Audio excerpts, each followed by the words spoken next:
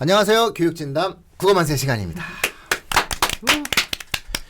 자, 올가 국어와 함께하는 국어만세 시즌3가 또 2회차 방송을 맞이했습니다. 예, 저는 저 앞에 내용님께서 계속 저를 쳐다보고 있습니다. 진행을 맡고 있는 민우입니다. 자, 소개 한 번씩 계속 또 해주시죠. 네, 저는 올가 국어 이현정 현정쌤입니다. 네, 네, 저는 올가 국어 고등부 스더쌤입니다. 네. 네. 아니 뭐 예. 지난주에 방송에서 이제 예고되었던 대로 그쵸? 가장 이제 어려운 거를 꼽으라면은 아이들이 보편적으로 꼽으라면은 중학교에서 고등학교 올라가는 상황에서 문법을 가장 어렵게 꼽는다.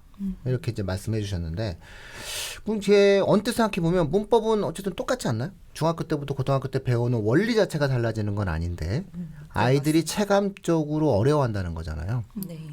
그게 왜 그럴까요?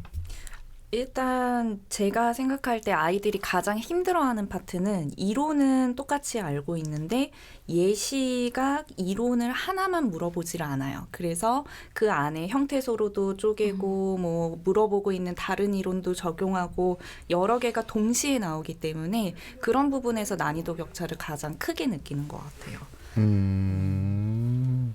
한마디로 얘기해서 다양한 또 예시들을 만들면서 나타나니까 이제 문제가 어려워진다. 네, 맞습니다. 수다 쌤이 보시기에는 어때요?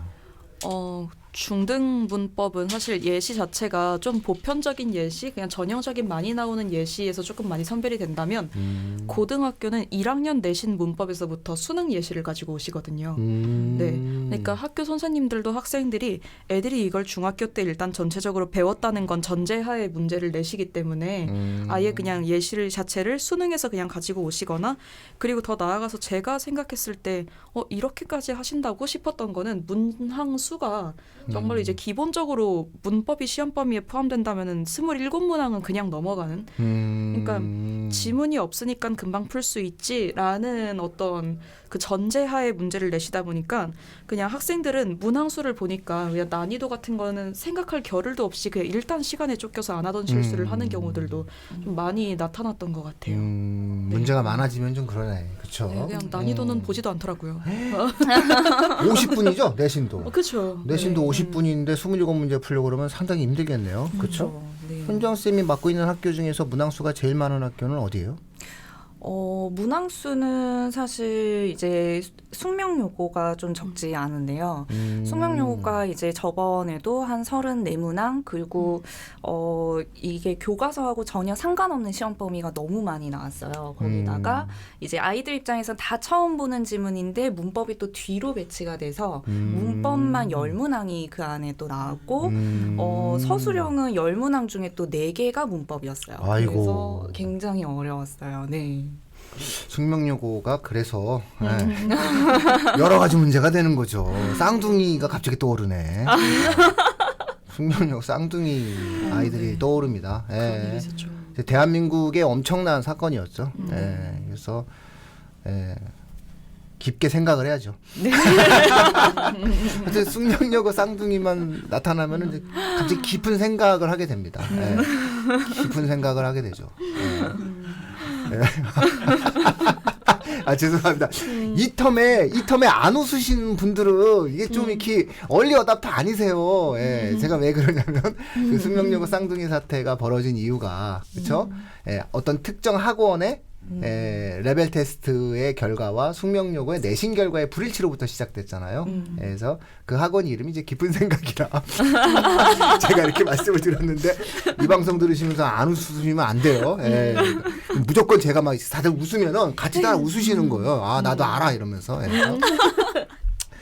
그래서 숙명여고 갑자기 또 떠오르는데 야 거기가 수학만 그렇게 그 난이도가 있는 게 아니라 국어도 상당히 어렵게 배치를 하네요. 34문제에다가 서술형 4문제에다가 내면 현정쌤한테 뭐 배우면 되겠죠. 현정쌤한테 배우면 뭐 현정쌤한테 배워서 잘 받았다 이렇게 해가지고 문제 유출은 아니다 이렇게 저희가 말씀드리겠습니다. 그러면은 이제 일단은 문항에 관련된 내용을 보면은 중학교 때는 전형적이고 패턴적이고 공부 양이 결국은 늘어났다라고 하는 거네요. 네. 네, 네. 활용과 응용에 대한 공부를 한다라고 하는 것은 문법을 활용하고 응용한다라고 하는 것은 많은 연습이 좀 필요하겠네요. 아, 그럼 그 연습은 어떻게 시키시나요? 수다쌤은? 그냥 눈으로? 이렇게 하면서 시키는 거. 아니죠. 연습은 그냥 일단 개념을 외우는 걸 일단 제일 많이 시키는 것 같아요. 그래서 클리닉 시간에 학생들한테 뭐 모든 올가쌤들이 다 그렇게 하시겠지만 테스트를 되게 많이 보게 하거든요. 근데 거기서 이제 뭐 개념적인 저는 항상 누적을 시켜요. 범위를. 그래서 기본적인 개념을 뼈대라고 치면 심화 개념들은 사실은 거기 붙는 살이거든요. 그래서 그냥 첫 주에 배웠던 내용들부터 마지막 주에 배웠던 내용들까지를 계속 되풀이해서 그냥 계속 애들이 시험 직전에 외우고 또 외우도록. 근데 개념적인 부분들만 잘 외워져 있으면 그냥 학생들이 정말 문제를 풀 때도 그냥 되게 이거 봤던 거야. 이거 내가 테스트로 봤던 것들 중에서 이 예시랑 비슷한 거네. 라는 거를 학생들이 되게 많이 생각을 하는 것 같아가지고 그냥 확실히 적어도 문법에서는 편법은 없구나 싶은 생각을 좀 많이 했던 것 같아요. 그렇죠. 원리와 규칙이니까. 그 네, 원리와 무식하게 규칙이 해야 이해가 되는 되는데. 것 벌써 표현 보셨죠? 저 이 조용히 있을까요? 방송인데도 이거 사고 수준이야. 방송인데도 사고 수준을 내시면서 무식하게 공부해. 이러면서 지금 방송에서도 지금 이렇게 얘기하는데 애들 쫙 놓고서 맘메모 이렇게 하겠네. 이렇게 해서. 결국은 결국 손에 방송은 솔직해야 돼요. 손에서 익숙해질 때까지 공부를 시키는 거다. 그게 아니면 방법이 없다. 뭐 이런 네. 말씀을 하시네요. 아. 자다 깬 직후에 봐도 할 수 있도록. 제일 멍청한 상태일 때도 풀 수 있도록. 맞아요. 중요해요. 맞아요. 지난주에 이어서 아주 충격적인 발언들을 우리 수다쌤이 해주시고 있습니다. 자녀분이 공부를 안 하는, 공부 성적이 떨어진 거는 중학교 때 공부를 잘한 게 아니라 중학교 때 공부를 안 한 것일 수 있다. 그거 정말 맞아요. 명언에 이어. 그건 이제 그냥 공부를 시키는 거다. 양이 많아졌다면 당연히 많은 양을 공부를 해야 되는 거지. 여기에 무슨 다른 방법이 있겠냐. 맞아요. 진짜 그러면서 내가 그래서 눈빛을 이렇게 가다듬고 있는 거다. 지금 나 좀 전에 봤어요. 시청자분들도 봤을 것 같은데. 얌전히 있었습니다.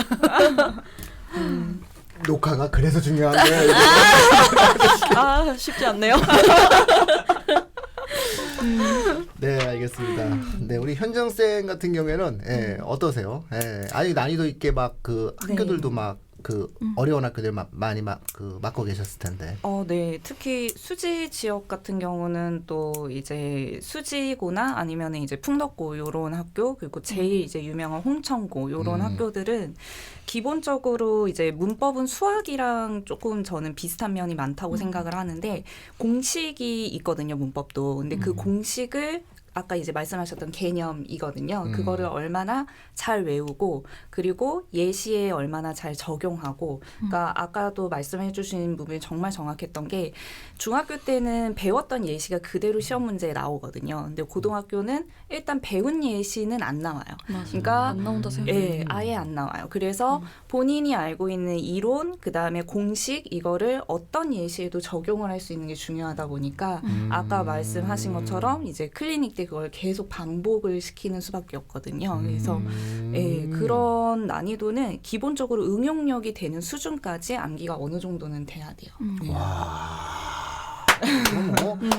이 대목에서 지금 그 설거지 하셨던 분들 다시 한번 저희 뒤로 돌려서 다시 한번 들으시고 그쵸? 다시 한번 들으시고 운전하신 분들은 멈춰서 다시 한번 들으시고 왜 공부를 해야 되는지에 대한 이유예요.